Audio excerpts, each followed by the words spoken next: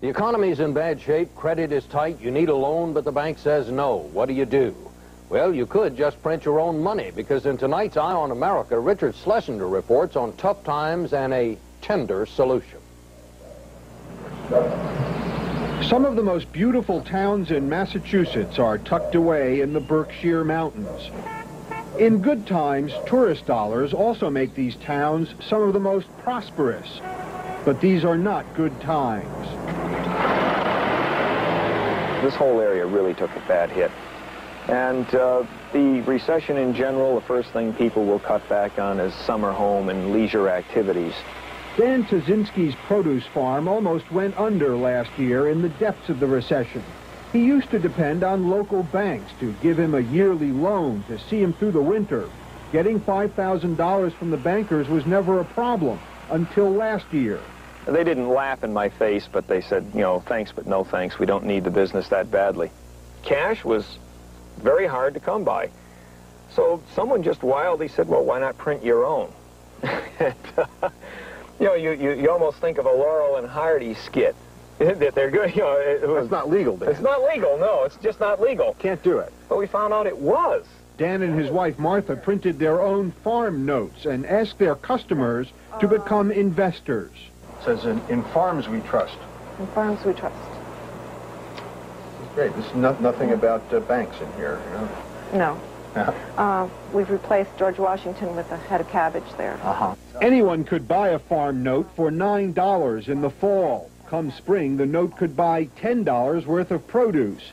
That's a 10% return. Dan thought that was a pretty good deal, and so did his customers. He sold $5,000 worth of farm notes to neighbors like Dale Collidan and saved the farm. I really think we have a more dependable form of currency than the feds are issuing. Your farm notes? Our farm notes, because people know now that we're going to be here and that we will back those notes up. And it's not a question of... but you back them up with potatoes and cabbage and strawberries. You can eat those. Can you eat what Washington is giving you? They're giving you rhetoric. I mean, can you eat that? No one here thinks they can do completely without the banks, but more and more merchants here in the Berkshires are discovering their customers can pull them through hard times, even though the banks can't or won't. In nearby Monterey, the 211-year-old General Store is still in business because of the notes owner Maynard Forbes issued. It worked for the Corn Crib Farm and for Frank Tortoriello, owner of the Deli, who financed a move to larger quarters, partly through his deli dollars.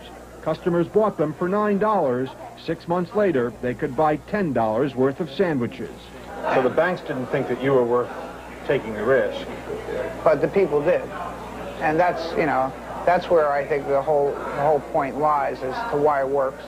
Because the people had more faith in us than, you know, the banks do. Ironically, one of the people who bought deli dollars was Eugene Hannon, vice president of a local bank, who had earlier turned Frank down for a loan. He can repay my deli dollars because I'll take it out in corned beef sandwiches. All right? But he can't make loan payments with corned beef sandwiches. Frank Tortoriello needs more money to expand his business again, so he's selling more deli dollars. This time he didn't even ask the bank for help. And with any luck at all, Dan Tazinski's farm will get through the winter months this year with the money from another batch of farm notes. A financial solution as homegrown as his produce. Richard Schlesinger, CBS News, Great Barrington, Massachusetts. And that's the news. Bob Schieffer sitting in tonight.